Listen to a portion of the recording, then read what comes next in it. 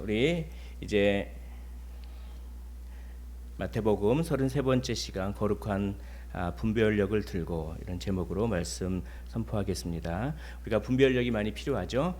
우리가 인생을 살 때 어떤 분별력을 가지고 사느냐에 따라서 인생이 완전히 바뀌는데 오늘 우리 주님께서 거룩한 분별력을 가지라고 이렇게 말씀하십니다. 우리 이제 산상수훈의 7장 이제 마지막 장인데요. 5장은 우리는 어떤 존재인가, 또 우리는 어떤 은혜를 받았는가, 이게 이제 5장의 말씀이죠. 그런 은혜를 받은 제자는 하나님과 어떤 관계를 가져야 되는가. 그래서 위선하지 말라. 은밀한 중에 보시는 하나님, 그 하나님을 경험해라. 그리고 또 제자는 세상과 어떤 관계를 가지고 있는가. 세상 염려, 걱정, 근심 그런 거 하지 말고 보물을 하늘에 쌓아두라. 이렇게 이제 말씀하신 다음에 드디어 제자가 세상에서 살 때 반드시 사람과 더불어 살 수밖에 없습니다. 그래서 7장 전반부에서 제자와 사람과의 관계, 우리가 사람과 부딪히죠. 사람과 부딪힐 때 어떻게 해야 할까요? 사람과 부딪히는 것 때문에 희노애락이 다 거기서 나옵니다. 사람과 부딪히기 때문에 기쁠 수도 있고 슬플 수도 있고 다 이제 그런 것이 나오죠. 제자는 어떻게 사람과 관계를 맺어야 될까? 그 중에 사람과 관계를 맺어야 되는 그 주제 중에 가장 중요한 주제가 비판에 있습니다. 비판하지 말라. 이것이 이제 사람과의 관계를 그렇게 맺는 데 있어서 중요한 것 중에 하나죠. 그래서 비판하지 말라고 말씀하십니다. 비판을 받지 아니하려거든 비판하지 말라.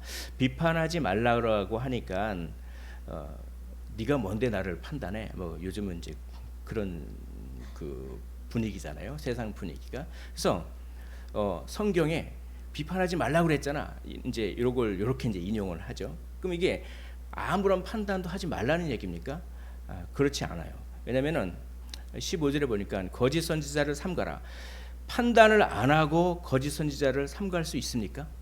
이 사람의 말에 대해서 판단을 하나도 안 하고 어떻게 거짓 선지자를 삼갈 수가 있습니까? 그렇죠? 그러니까 판단하라는 얘기예요. 16절에 그들의 열매로 그들을 알지니, 판단을 안 하고 그들의 열매를 판단을 안 하고 그들을 알 수가 있겠습니까? 판단하라는 얘기예요. 그럼 여기서 비판하지 말라라고 하는 것은 바로 이것입니다. 우리 안에는 죄성이 있어서 남을 정죄하는 영이 있다라고 합니다. 정죄하지 말라는 것이죠. 이것이 정죄하지 말라는 것입니다. 다른 말로 스스로 의롭다 하지 말라라고 하는 것입니다. 다른 말로 우월감을 나타내지 말라는 것이죠. 다른 말로 다른 사람은 그러고 자기는 모두 옳다는 생각을 갖지 말라고 하는 것입니다. 이런 잘못된 비판 정신을 얘기하는 것이죠. 이것이 우리가 사람과의 관계에서 참 이것만 안 해도 얼마나 복될지 모르겠습니다. 어떤 목사님이 이렇게 설교하신 걸 제가 들었어요. 남 흉만 안 봐도 성자가 된다. 이런 말씀 많이 들으시지 않으셨을까요? 남 흉만 안 봐도 성자가 된다. 참 그 말씀이 이렇게 무겁게 다가오더라고요. 그만큼 우리 안에는 이렇게 정죄하는 비판 정신이 있는 것이죠. 그걸 하지 말아라. 제자들은 그걸 하지 말아야 된다. 결점을 항상 기대하고 결점을 발견하지 못할 때는 낙심하는 영이 있습니다. 그런 영을 물리쳐라라고 하는 것입니다. 바로 사람들이 행하는 바, 사람들이 믿는 바, 사람들이 말하는 것, 이런 거를 비판한 것이 아닙니다. 겉모양으로는 사람들의 행동을 비판하고 사람들이 어떻게 말을 저렇게 할 수 있어 라고 겉모양으로는 그럴 수 있지만 사실 속으로는 그 사람들 자체를 판단하고 그것이 참 즐거워요. 거기에 쾌감을 느끼는 그런 것이죠. 그런 마음을 말하는 것입니다. 이것은 어떤 개인에 대한 최종적인 심판을 자기가 하겠다라는 뜻이고, 이것은 하나님께 속한 것을 빼앗는 것입니다. 왜냐하면 최종 심판은 하나님께 있기 때문에 그렇습니다. 그렇죠? 스스로 하나님 되려는 마음입니다. 자, 내가 누구를 정죄하고 비판하면은 그것은 그냥 내가 누구를 비판하고 정죄하나 보다에서 끝나는 것이 아니라 내가 하나님 되려고 한다는 마음으로 하나님은 보신다는 거예요. 선악과죠 그게. 그러므로 제자는 스스로 하나님 되려고 하면 안 되겠죠. 제자는 온전히 이 왜곡된 비판의식을 싹 빼내야 됩니다. 그런 상태에서 사람들과 관계를 맺어라라고 이렇게 말씀하시는 것이죠. 이유, 비판하지 말아야 할 이유를 이제 세 가지로 그 다음 말씀부터 설명하십니다. 자, 비판을 받지 아니하려거든 이렇게 말씀하시죠. 첫째 이유가 여기서 나옵니다. 하나님으로부터 심판받지 않기 위해서 비판하지 말라는 거예요. 남을 심판하면 나도 하나님으로부터 심판당합니다. 하나님으로부터 나쁜 평가를 받지 않기 위해서 내가 누구를 정죄하는 순간 하나님으로부터 심판받는 거예요. 하나님의 심판에는 세 가지 종류가 있습니다. 궁극적인 심판이 있어요. 이것은 신분과 위치에 해당되는 것입니다. 어떤 사람은 천국 가고 어떤 사람은 지옥 갑니다. 이것은 궁극적인 심판이죠. 그러나 이런 심판만 있는 것이 아닙니다. 우리가 이미 구원받았잖아요. 그럼 우리가 이미 구원받았고 하나님의 자녀잖아요. 지금 하나님의 자녀, 주님의 제자잖아요. 그리고 주님의 제자요 하나님의 자녀인 상태에서 이 땅에서 살아가지 않습니까? 이 땅에서 살아가지만 우리는 구원받았지만 이 땅에서 우리가 무슨 행동을 하느냐에 따라서 하나님은 심판하십니다. 이 땅에서도 심판이 있어요. 그것은 우리의 신분과 위치를 좌우하는 심판은 아니지만 하나님 우리에게 징계를 주십니다. 이 땅에서 징계로서의 심판이 있어요. 우리가 구원받았음에도 불구하고 그래서 고린도전서 11장에 보면은 바울이 이런 얘기를 너희 중에 약한 자도 많고 병마에 시들린 자도 많고 자는 자도 많도다. 즉 죽는 자도 많도다. 이게 이 성찬식을 할 때 어떤 예를 들어서 그렇게 이렇게 범죄하고 남을 비판하고 하는 이런 것들이죠. 이런 것들 그런 것들 때문에 너희 중에 약한 자도 많고 병든 자도 많고 자는 자도 많도다 이렇게 얘기해요. 이건 뭡니까? 이 땅에서 징계로서의 심판은 주로 연약해지게 만들어요. 연약해지게 만듭니다. 정신적으로 연약하든 육체적으로 연약하든 아니면 병을 주든 심지어 죽음을 주시기도 합니다.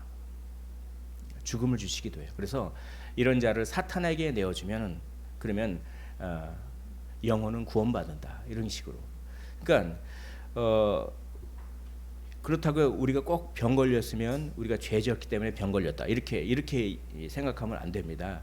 그런 말씀은 아니고 그러나 하나님께서 자녀를 징계하실 때 병을 주실 수 있습니다. 심지어는 죽음을 주실 수도 있는 것이 성경의 원리예요. 그렇기 때문에 우리는 이 땅에서 징계로서의 심판을 당하지 않기 위해서라도 남을 비판하면 안 됩니다. 그리고 심판에는 이것이 있어요. 하늘에서 누리는 상급이 있습니다. 우리가 천국 간다고 해서 하나님께 받는 칭찬이 다 같지가 않고 천국은 엄청 기쁨이 행복이 충만한 곳이죠. 그러나 개인마다 기쁨과 행복을 누리는 차이가 있습니다. 그리고 하나님을 아는 지식이 차이가 있어요. 이 땅에서 우리가 어떻게 하느냐에 따라서 저 하늘에서 이런 하늘 상급의 심판이 다르죠. 그렇기 때문에 어떻게 합니까? 그런 하늘에서 누리는 상급의 상급을 더 크게 하기 위해서라도 우리는 비판하지 않아야 된다. 자, 우리가 비판하지 않아야 될 이유는 하나님으로부터 나쁜 평가를 받지 않기 위해서입니다. 우리 주님은 불꽃 같은 눈으로 우리를 바라보고 계십니다. 우리가 누구를 정죄하는 영을 품는 순간 하나님은 그걸 아십니다. 그리고 평가를 하시죠. 그래서 우리가 기억했으면 좋겠습니다. 두 번째 2절 너희가 비판하는 그 비판으로 너희가 비판을 받을 것이요 너희가 헤아리는 그 헤아림으로 너희가 헤아림을 받을 것이니 우리가 비판하지 말아야 할 이유는 비판자가 받을 심판의 표준을 만드는 것입니다. 내가 누구를 이렇게 이런 기준으로 막 비판하면 그 기준이 나한테 적용된다는 것이죠. 내가 저 사람은 이래서 이렇다라고 어떤 기준을 가지고 그 사람을 비판하는 순간 하나님은 똑같은 기준으로 그것을 하늘에서 평가하고 계신다는 것입니다. 그러므로 비판자가 받을 심판의 표준을 쌓고 있는 것이죠. 비판하는 것은 그것을 기억하라는 것입니다. 그래서 우리는 비판하면 안 되는 것입니다. 로마서 2장 1절에 남을 판단하는 사람아 라고 합니다. 누구를 막론하고 내가 핑계하지 못할 것은 남을 판단하는 것으로 내가 너를 정죄함이니 판단하는 내가 같은 일을 행함이니라. 우리는 누구를 판단하면 자기는 그 일을 안 할 것 같이 생각하면서 판단하지만 그 일을 똑같이 합니다. 똑같이 해요. 스스로 속는 것일 뿐입니다. 그러므로 우리는 이런 말씀들을 생각하면서 비판하지 말아야겠습니다. 너는 그것을 알고 있었다. 너는 그것을 다른 사람들에게는 구사하면서 너 자신의 경우에는 구사하지 않느냐? 이렇게 이제 물어보는 것이죠. 왜냐하면 누구를 비판하는 게 사실 틀린 게 아닐 수가 있어요. 마땅히 비판받아 마땅한 행동을 할 수도 있는 거고 그 비판 자체가 틀린 것은 아닙니다. 비판 자체가 틀린 것이 아니고 옳은 것일 수도 있어요. 그런데 우리는 그런 비판 정신이 떠오르잖아요. 그러면은 그건 이렇게 해석해야 됩니다. 나에게도 그런 모습이 있다라고 하면서 나의 그 비판의 표준과 기준을 순서가 있습니다. 먼저 나에게 적용하는 것입니다.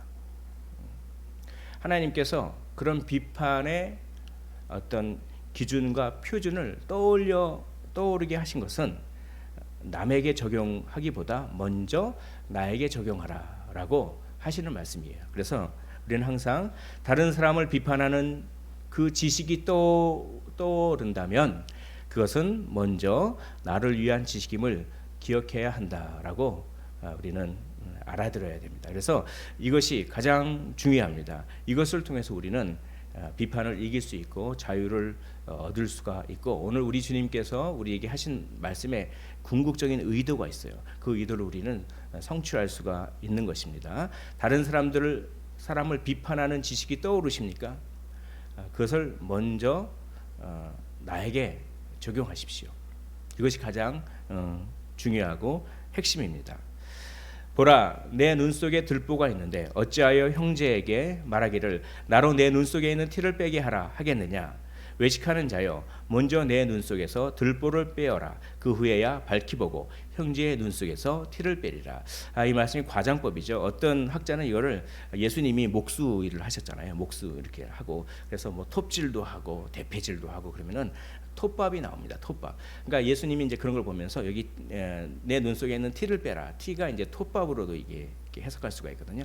그러니까 그걸 보면서 예수님의 목수의 환경이 여기 목수로서 일하는 환경이 있다 이렇게 이제 해석하시는 분도 있어요. 그래서 이렇게 큰 들보가 있고 그 들보가 눈 속에 있는지도 모르고 남의 눈 속에 있는 그 톱밥 그거를 갖다가 어떻게 빼낼 수가 있겠느냐 이렇게. 자, 여기서 세 번째 우리가 비판하지 말아야 될 세 번째 이유는 우리는 비판할 능력이 없기 때문에 비판하면 안 됩니다.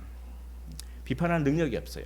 우리가 비판할 능력이 없습니다. 우리 속에 들보가 이미 있어요. 그렇기 때문에 우리가 하는 비판은 참된 비판이 될 수가 없습니다. 들보를 빼내기 전에는. 그래서 들보를 빼내기 전에 비판할 능력이 없는 상태에서 비판하면 전부 외식하는 자가 되는 거예요. 나는 건설적인 비판을 한다고 비판하지만 만약에 내 눈에 들보를 빼내지 않은 상태에서 한다면 그는 사실은 건설적인 비판이 아니라 남을 비판함으로써 내가 조금 높아지는 그 마음을 즐기고 있는 거예요. 그래서 그걸 외식한다라고 얘기하죠. 그래서 5절에 외식하는 자요. 그렇죠. 남을 비판하는 것이 결국은 위선이요 외식입니다. 외식입니다. 똑같은 거예요. 왜냐하면 비판할 능력도 없으면서 비판하기 때문에 그렇습니다. 자, 위선의 영은 원리가 아닌, 즉 진리가 아닌 인신공격에 관심을 가지는 영입니다. 자, 내 눈에 들보가 아직 있는지 없는지 그 기준을 이렇게 이제 로이드 존스가 설교한 걸 제가 소개해 드립니다. 자, 내가 어떤 진리에 관심이 있는 건지 아니면 인신공격에 관심을 갖고 있는 것인지 그걸 보면 내 눈에 들보가 아직 덜 빠졌다, 이걸 알 수가 있죠. 또 뭡니까? 내가 실제 바라는 것은 그 사람 속에 있는 악을 제거하기보다는, 말은 그렇게 하죠. 내가 정말 친구로서 너에게 해주는 말인데, 내가 너 잘 되라고 해주는 말인데 라고 말은 정말 그 사람 속에 악을 제거하는 것이 더 관심 있는 것처럼 얘기하지만 실제로 그 사람을 정죄하는 것에 있는가? 그러면 들보가 덜 빠진 거예요. 말은 내가 너를 위해서 하는 말이야 라고 하지만 또 결점을 발견할 때 쾌감을 느끼는가? 그 사람의 결점을 쾌감을 느끼고, 너는 그러냐? 나는 안 그래. 너는 저렇게 하지만 나는 그렇게 하지 않아 라고 하면서 쾌감을 느끼는가? 이런 것들을 통해서 우리는 내 안에 들보가 빠졌는가 빠지지 않았는가를 점검할 수가 있습니다. 너희가 범하는 이 비판 정신보다 더 무서운 죄는 없다. 이것이 들보다. 이런 들보가 빠지지 않은 상태에서 비판하면 그것은 전부 외식하는 것입니다. 왜냐하면 비판할 능력이 없으면서 비판하기 때문에 그렇죠. 그래서 이 세 가지 이유, 우리가 하나님께 나쁜 평가를 받지 않기 위해서, 또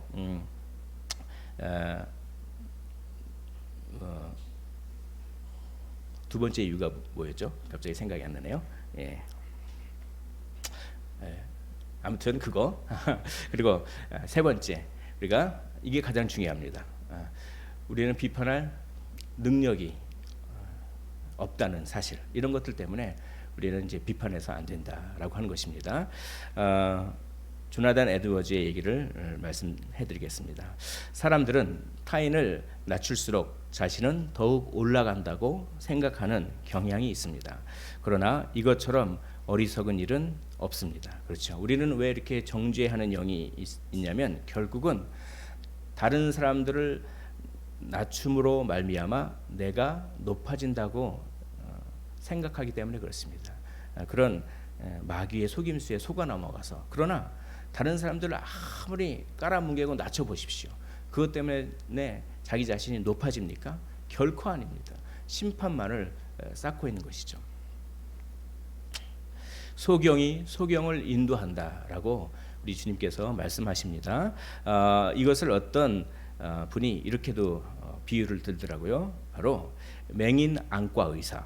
맹인 안과 의사. 그러니까 안과 의사가 다른 사람들의 눈을 고쳐야 되는데 본인이 맹인이야. 그럼 어떻게 눈을 고칠 수가 있겠습니까? 그렇죠? 그러니까 우리가 들보를 빼내지 않은 상태에서 안과 의사, 영적인 정신적인 안과 의사 노릇을 한다면 그것은 맹인 안과 의사인 것이죠. 먼저 우리가 먼저 들보를 빼라. 이게 중요한 것입니다. 자, 그렇게 이유를 설명하시죠. 왜 비판하면 안 되는가라고 하는 이유를 설명하시면서 강조하는 것이 결국 들보를 빼내라라고 하는 말씀입니다. 들보를 빼내라. 들보를 어떻게 하면 빼낼 수 있을까요? 저는 다윗의 참 예를 들고 싶습니다. 다윗이 밧세바를 범했지 않습니까? 그런 다음에 밧세바 남편인 우리아를 고의로 전장에 탁 내보내서 최전선에 내보내서 죽게 만들지 않았습니까? 그러니까 간음과 살인을 동시에 이렇게 저질렀어요. 그래서 하나님께서 책망하십니다. 누구를 보내서 책망하냐면 나단 선지자를 보내서 책망하시는데, 이 나단 선지자가 아주 지혜롭게 합니다. 그냥 대놓고 당신 잘못했습니다. 그러면은 갑자기 왕이 그냥 왕한테 무슨 하면서 막 그렇게 그럴 수도 있어요. 지금 다윗이 영적으로 아주 안 좋은 상태거든요. 다윗 인생에 있어서 가장 지금 안 좋은 암흑 속에 있는 상황입니다. 그러니까 이 나단 선지자가 지혜를 딱 짜서 비유를 하나 말씀합니다. 뭐냐면 어느 마을에 아주 부자가 있었습니다. 그 부자는 양도 많고 소도 많고 그렇습니다. 근데 어느 마을에 아주 가난한 사람이 있었는데 양 한 마리, 암양 한 마리밖에 없었습니다. 그 암양을 너무나 우리 반려견 키우듯이 그 암양을 품에다 끼고 같이 자고 밥도 같이 먹이고, 그래서 그 암양이 실제로 성경에 이런 표현이 있어요. 그 집안의 딸처럼 되었더라. 이렇게 아주 아끼는 암양 있었는데, 그 부자에게 손님이 찾아옵니다. 손님이 찾아와서 손님 대접을 해야 되는데 자기 양하고 소가 아까우니까 이 가난한 자의 암양을 어떻게 합니까? 뺏어서 그렇게 주는 것이죠. 그 말을 들으니까 다윗이 화를 버럭 내면서 저런 죽어 마땅할 놈이 있는가? 죽음으로 다스려야 된다라고 하면서 어떡하게 그렇게 뺏을 수가 있는가? 저 사람을 죽이고 또 4배나 갚아야 된다라고 이렇게 막 얘기했죠. 그럴 때 나단 선지자가 하는 말이 사무엘하 12장 7절에 그가 당신입니다. 그가 당신입니다. 이것은 어떤 원리일까요? 바로 이 원리입니다. 들보를 빼내는 원리는 타인을 향한 표준을 자신을 향하도록 만든 거죠. 이게 나단 선지자가 아주 그 지혜로운 거예요. 죽음으로 다스려야 된다라고 하는 타인을 향한 표준을 자신을 향하도록, 그러자 거기서부터 회개가 터져 나옵니다. 눈물로 침상을 이렇게 적시고 그게 나였구나, 그게 나였구나라고 하면서 이런 겸손이라고 하는 것은 타인을 향한 표준을 먼저 자신에게 향하도록 하는 것이 겸손인 것이죠. 그래서 이 겸손을 통해서 들보가 빠집니다. 겸손하면 공감 능력이 생깁니다. 그렇지. 참 나이를 하나둘씩 먹어가고 또 인생을 계속해서 살아가고, 그리고 신앙의 연수가 계속해서 늘어가고, 그런데 다른 사람들을 공감해 줄 수 있는 능력이 그거에 비례해서 늘어나야 되는데 좀 그렇지 못할 때가 많은 것 같습니다. 다른 사람들을 공감해 주지 못한다고 하는 것은 겸손하지 못한다는 것과 다르지 않습니다. 공감이라고 하는 것은 타인의 입장을 그대로 나에게 적용할 때 생기는 건데, 겸손하지 않으면 타인의 입장을 나에게로 끌어올 수가 없어요. 교만한 사람은 타인의 입장을 나에게로 끌어오지 않는 사람입니다. 겸손한 사람만이 타인의 입장을 나에게로 그대로 끌고 오는 것이죠. 얼마나 아플까? 얼마나 힘들까? 얼마나 딱한가? 얼마나 안 됐는가라고 하는 그런 말들이, 그런 음성이 마음속에 많이 울려 퍼지십니까? 그게 많이 울려 퍼진 사람이 긍휼의 사람이요, 그런 사람이 겸손의 사람입니다. 겸손은 자기 일을 나는 아무것도 아니야, 이게 자기 비하 그런 의미가 아니라 겸손은 바로 그런 거예요. 그런 겸손이 있을 때 공감 능력이 생기면서 흐느끼게 됩니다. 어떨 때요? 이전에는 그걸 보면서 비판했던 똑같은 모습을 이제는 그 모습을 보면서 아이고 딱하다라고 흐느끼게 되는 것이에요. 그래서 타인을 향한 표준을 자신을 향하도록 끌어당기는 겸손을 통하여 공감 능력이 충만해지고, 그리고 이전에는 그 행동을 비판했던 똑같은 행동을 이제는 그 행동 때문에 흐느끼게 된다는 것이죠. 긍휼의 마음을 갖게 된다는 것입니다. 바로 예수 그리스도의 마음이시죠. 예수 그리스도는 겸손하셨습니다.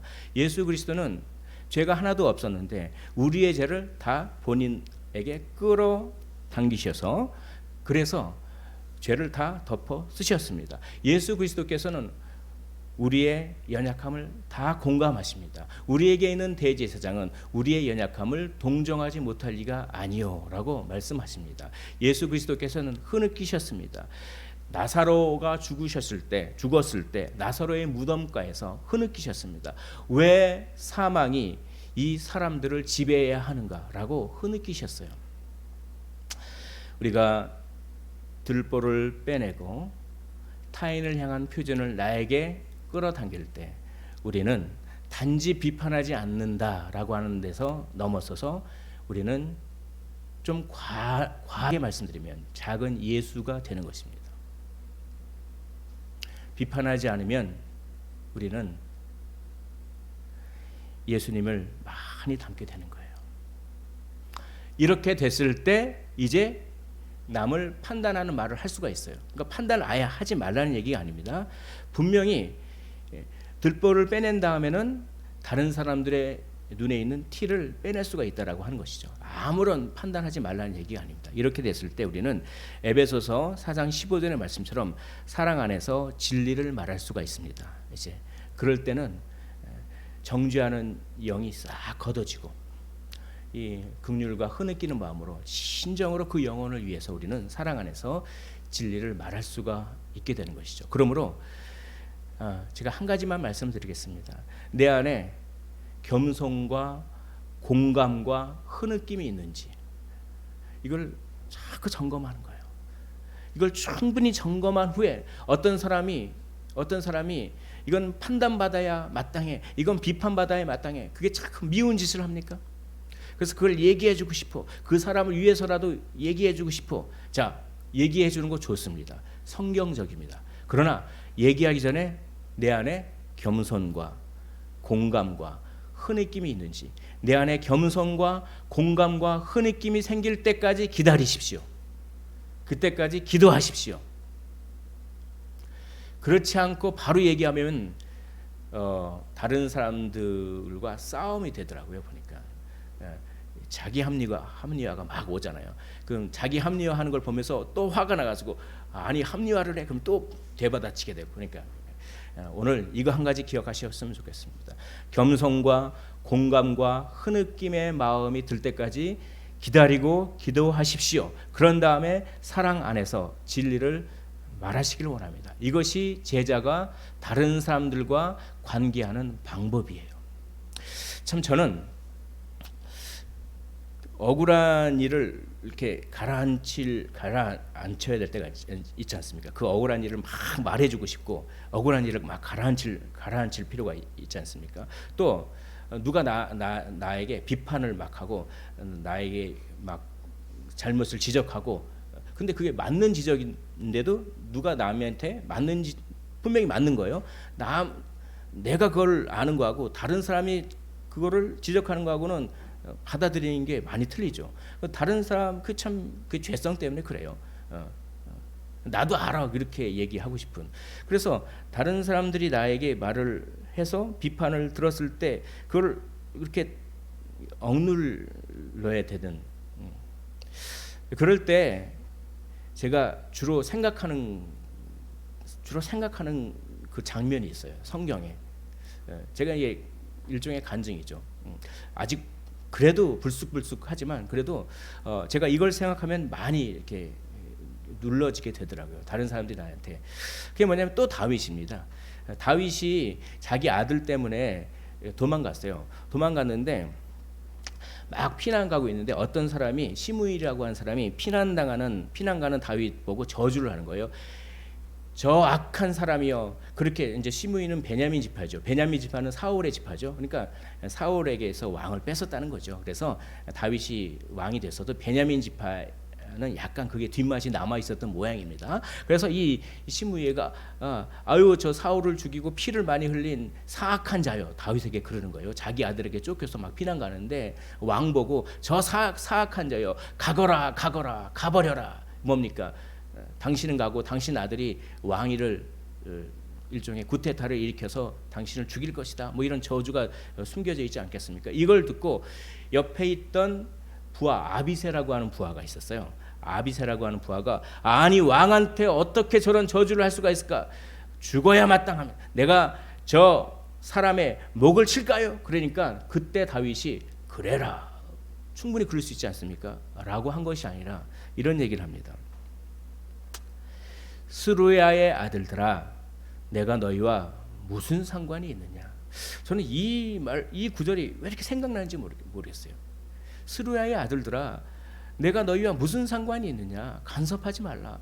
저것은 하나님께서 나에게 저주하라고 명령하셨기 때문에 저주하는 거다. 저걸 통해서 내가 들을 게 있으니까 하나님께서 저주를 허락하시지 않겠느냐. 왜 나의 인생에 끼어드느냐. 이게 오히려 왕을 어떻게 보면 도와주려고 하는데 이게 저에게 항상 울려 퍼져요. 스루아의 아들들아 내가 너희와 무슨 상관이 있느냐. 참 다윗이 위대합니다. 저 저주는 내가 마땅히 들어야 될 저주이기 때문에 하나님께서 허락하신 거야. 자, 이제 압살롬하고 전쟁에서 이깁니다. 그래서 이제 왕이 다시 그렇게 도망갔던 왕이 다시 돌아옵니다. 그때 이 시므이가 또 와요. 또 와가지고 이제 자기가 자기 딴에는 왕이 압살롬에게 이렇게 패할 줄 알고 막 저주를 쏟아부었는데 웬걸요? 압살롬이 패하고 다윗이 이겼습니다. 그래서 다윗이 막 와요. 다시 왕으로 복귀해요. 왕궁으로. 그걸 보고 다시 시므이가 또 옵니다. 와서 넙죽 엎드려서 어떻게 합니까? 아유 저를 용서해 주십시오. 제가 그때 그냥 뭐가 씨였었나 봅니다. 뭐 이런 식으로 막 저를 용서해 주십시오. 그래 그거 할 때 그때 또 이 아비새가 딱 나서서 아니 하나님의 기름 부음 받은 자를 그렇게 저주했으니 이제 저 사람을 죽이는 것이 마땅하지 않겠습니까? 라고 할 때 이 말을 똑같이 반복해요. 스루야의 아들들아 내가 너희와 무슨 상관이 있느냐. 나는 오늘 이스라엘의 왕이 되었도다. 이건 무슨 뜻입니까? 무슨 뜻입니까? 이 시므이는 베냐민 지파를 대표하는 사람이었어요. 나는 오늘 이스라엘의 왕이 되었도다. 저 베냐민 지파도 나의 백성이라는 뜻이죠. 나는 저 저 시므이를 죽이지 않겠노라.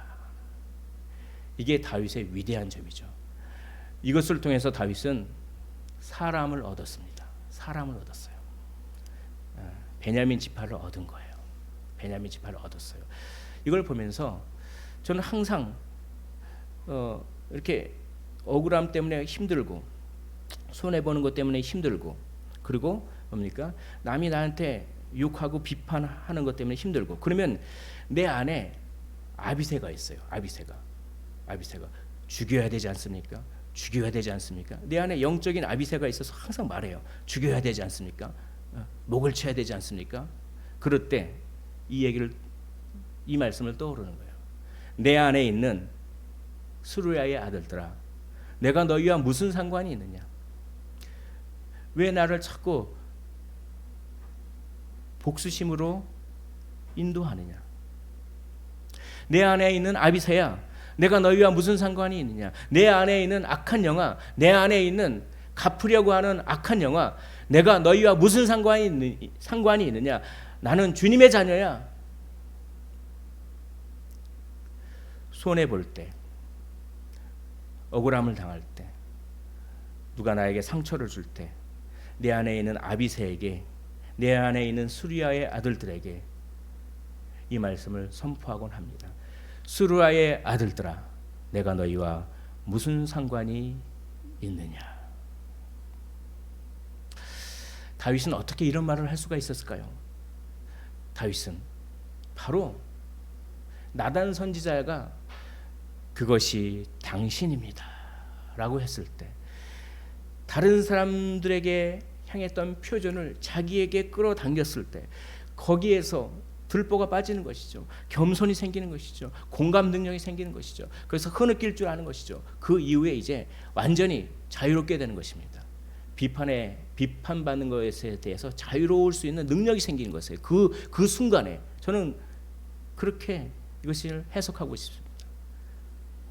그러면서 이제 스루야의 아들들아, 내가 너희와 무슨 상관이 있느냐라고 이야기할 수 있는 능력이 바로 거기서 생기는 것입니다. 다른 사람들에게 향하는 나의 표준을 자기에게 끌어당겨서 내 안에 공감과 흐느낌이 있는가라고 하는 것입니다. 그럴 때 우리는 자유를 얻을 수가 있습니다. 오늘 이 말씀을 기억하시고 우리 안에 아비새가 있어서 자꾸 그렇게 공격하라고 할 때 수리아의 아들들아, 내가 너희와 무슨 상관이 있느냐라고 많이 하셨으면 좋겠습니다. 무분별성의 위험성을 말씀합니다. 이렇게 비판하지 말라고 하니까 이제 이걸 잘못 오해해가지고 그냥 비판을 아예 안 해버립니다. 그러면 위험합니다. 판단을 해야 돼요. 들보를 빼낸 다음에는 판단을 해줘야지. 안 그러면 어떻게 정의가 진리가 바로 서겠습니까? 어떻게 교회에서 권징이 있을 수가 있겠습니까? 그 결과 그는 우유부단해지고 진리와 거짓, 선과 악 사이의 합법적 구분을 거부하는 위험이 생기게 되는 것입니다. 우리는 판단을 해야 되는 것이죠. 다만 들보를 먼저 빼야 되는 것, 그것이 중요합니다. 거룩한 것을 개에게 주지 말며 너희 진주를 돼지 앞에 던지지 말라. 그들이 그것을 발로 밟고 돌이켜 너희를 찢어 상하게 할까 염려하라. 분별하라는 얘기입니다. 이제 자기 자신을 분별해요. 먼저 들보를 빼내는 것은 자기 자신을 먼저 분별하는 것입니다. 그러나 이게 중요합니다. 나도 분별해야 되지만, 먼저 나도 분별해야지만 다른 사람도 분별해야 돼요. 이게 들을 수 있는 사람이 있는 반면에 그 얘기를 하면은 막 화내고 막 그런 사람이 있어요. 들을 수 있는 사람이 있는 사람에게는 그 얘기를 해주지만 들을 수 없는 사람에게는 그 말을 해줄 필요가 없습니다. 기다려야 돼요. 그러니까 그 사람을 분별해라는 것입니다. 먼저 들보를 빼내는, 먼저 나를 분별하고 나만 분별해서는 안 돼요. 내 주위에는 사람을 분별해서 이 얘기가 그 사람에게 받아들여질 수 있는지를 분별하라는 거예요. 이게 거룩한 것을 개에게 주지 말며 너희 진주를 돼지 앞에 던지지 말라라고 하는 말씀의 의미인 것이죠. 야생적이고 난폭하며 혐오감을 불러일으키는 사람을 이렇게 개, 돼지, 개라고 하니까 지금 뭐 반려견 그게 아니라 이스라엘의 여기서 말하는 개는 들개예요, 들개. 그래서 막 엄청 사납고 맨날 쓰레기 먹고 그런 개를 말하고, 돼지도 이 팔레스타인 돼지는 학자들에 의하면 엄청 이 돼지가 사납답니다. 돼지가 엄청 성질이 사납대요. 그러니까 그 사람들에게서 개, 돼지 그러면 우리나라도 이 개, 돼지 하면 좀 그렇죠. 뭔가 야생적이고 난폭한 마음이 있는 사람에게 굳이 그걸 말할 필요가 없어요. 그걸 분별해야 된다는 거죠. 그는 기도하면서 기다려야 되는 겁니다. 그래서 곰에게 먹을 것을 주지 말라 이런 얘기가 있어요. 이게 좀 미국 쪽의 일종의 속담이랍니다. 그들이 이제 막 캠핑을 자주 가잖아요. 그럼 캠핑하면 곰이 나타나요. 그러면 곰에게 먹을 걸 주지 말라고 합니다. 캠핑을 딱 했을 때 예를 들어서 뭐 이렇게 무슨 사슴이 오거나 그럼 먹을 것을 줘요. 또 뭐 다른 동물들이 오면 먹을 것을 줘요. 심지어 그 하이에나인가요? 아무튼 그런 짐승이 올 때도 먹을 것을 준다고 합니다. 그러나 곰한테는 결코 먹을 것을 주지 말라 이런 속담이 있대요. 이런 격언 비슷한 게 있대요.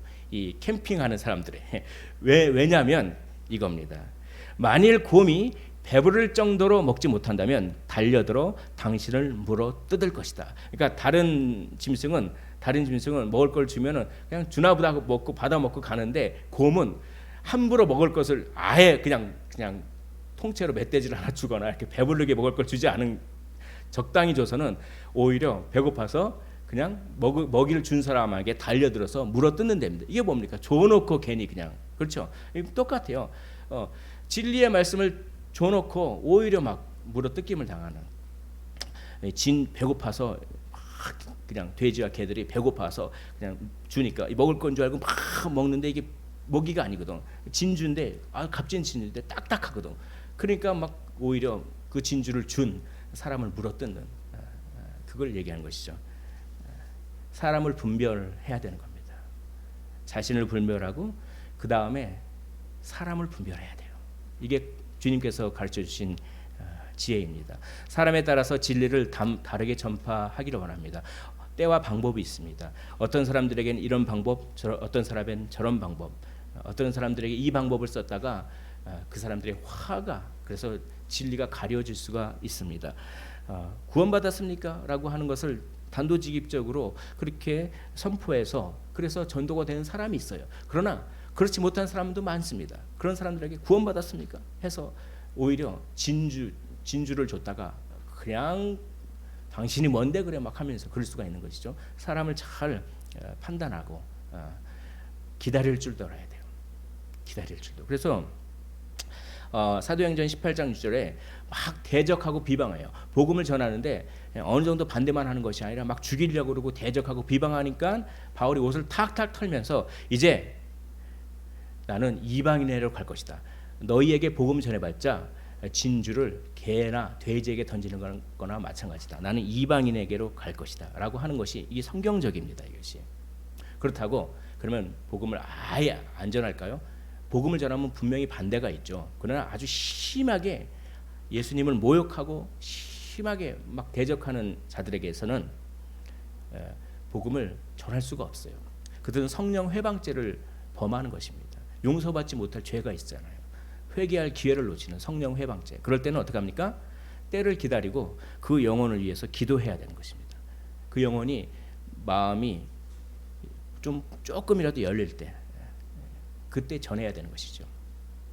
그렇다고 복음을 안 전하는 것이 아니라 우리는 때를 기다리면서 기도하면서 우리의 삶을 최선을 다해서 살아야 되는 것입니다. 그럼에도 불구하고 그리스도인들의 삶 속에서 나타난 인내와 구별된 모습은 하나님께서 개들과 돼지들로 하여금 반성할 수 있도록 자극하는데 사용하실 수도 있기 때문에 그렇습니다. 어떤 사람이 누구에게 와서 성경을 가르쳐 달라고 했습니다. 무신론자였죠. 그 사람이. 나중에 알고 보니까 바로 이런 것이죠. 그가 성경과 그리스도에 대해 처음 매력을 느끼게 된 것은 부분적으로는 지적인 호기심에 의해 자극받기도 했지만 대개는 그가 알고 있었던 기독 학생들의 독특한 생활 방식에 자극을 받았기 때문에 그렇다라고 하는 것입니다. 이렇게 여러 방법과 때가 있습니다. 중요한 것은 사람을 잘 분별해야 됩니다. 분별하기 위해서 우리는 분별할 수 있는 분별력이 필요한 것이죠. 때가 오래되었으므로 너희가 마땅히 선생이 되어야 될 것인데 하나님의 말씀의 초보에 머물러 있습니다. 단단한 음식은 못 먹고 젖이나 먹습니다. 이러면 분별력이 없는 거예요. 우리가 예수님을 믿은 지 얼마나 연수가 됐습니까? 단단한 음식을 먹어줘야 되는데 젖밖에 못 먹어요. 젖은 뭡니까? 세례들과 안수와 죽은 자의 부활과 영원한 심판에 관한 교훈의 털을 다시 닦지 말고, 이거는 이미 아니까 이걸 다시 하지 말라는 것인데, 이게 무슨 의미냐면 예수님 믿고 구원받는다, 이것만 아는 거예요. 그것 이외에 하나님의 깊은 진리에 대해서 모릅니다. 그러니까 분별할 능력이 없어요. 그러니까 우리가 예수님 믿고 구원받는 거, 그것이 가장 중요한 것입니다. 그러나 거기에 머무르면 안 됩니다. 아이가 태어났는데 아이가 키가 안 크는 거예요. 자라지가 않는 거예요. 1년, 2년, 3년, 4년, 5년, 6년 됐는데도. 근데 그 아이를 보면서 부모님이 이렇게 얘기하면 아이고 그래도 태어났으니까 나는 괜찮아. 나는 걱정 없어. 이거는 좀 비정상적인 것이죠. 우리가 구원받았다고 해서 마음 놓으면 안 되죠. 자라지를 않는데. 우리 아이가 태어났는데 태어나는 것에 만족해서 아이가 자라지 않는 것에 대해서 아무런 걱정을 안 하면 그건 비정상적인 거 아니겠습니까? 이렇게 분별력을 갖춰야 되는 것입니다. 그것이 진주라고 하는 것입니다. 우리는 진주가 있어야 뭐 그 진주를 개에게 주건 누구에게 주건 할 거 아닙니까? 누구에게 전해줄 진주가 있습니까? 진주 가지고 있습니까? 라고 오늘 본문이 얘기하는 것이죠. 단단한 음식은 장성한 자의 것이니 그들은 지각을 사용함으로 연단을 받아 선악을 분별하는 자들이니라. 이것을 이렇게 해설하고 있습니다. 지성적인 훈련과 실천적인 훈련입니다. 하나님의 말씀을 우리가 많이 공부하고 배워야 합니다. 또한 거기서 그치는 것이 아니라 배운 대로 실천을 해야 됩니다. 많이 배우고 많이 실천을 하면서 생기는 것이 진주예요. 그러면서 생기는 것이 사람을 분별할 줄 아는 영적인 감각과 지식이, 깊은 지식이 생기는 것입니다. 그것으로 사람을 잘 분별해야 우리는 정말 사람을 얻을 수가 있는 것이죠. 자, 오늘 거룩한 분별력, 바로 먼저 들보를 제거하라. 먼저 자기를 분별하라라고 얘기합니다. 두 번째, 자기를 분별한 이후에 다른 사람들을 분별하십시오. 때와 방법을 잘 선택하십시오. 때와 방법이 있습니다. 또한 진주를 가지십시오. 영적인 성숙을 추구하시기를 원합니다. 거룩한 분별력을 들고 사람에게로 나아가십시오. 다윗이 사람을 얻었듯이. 왜 비판하지 말라고 하냐면 결국 사람을 얻기 위해서 비판하지 말라고 하는 거예요. 왜냐하면 제자는 사람 낚는 어부이기 때문에 그렇습니다. 이것이 오늘 본문에 감춰져 있는 아주 깊은 뜻입니다. 너희들이 나의 제자냐? 너희는 사람을 낚아야 되니 거룩한 분별력을 들고 사람에게로 나아가라. 그래서 사람을 얻는 제자가 되어라 라고 오늘 우리 주님께서 말씀하십니다. 이렇게 사람을 얻는 제자가 되시기를 주님의 이름으로 축원을 드립니다.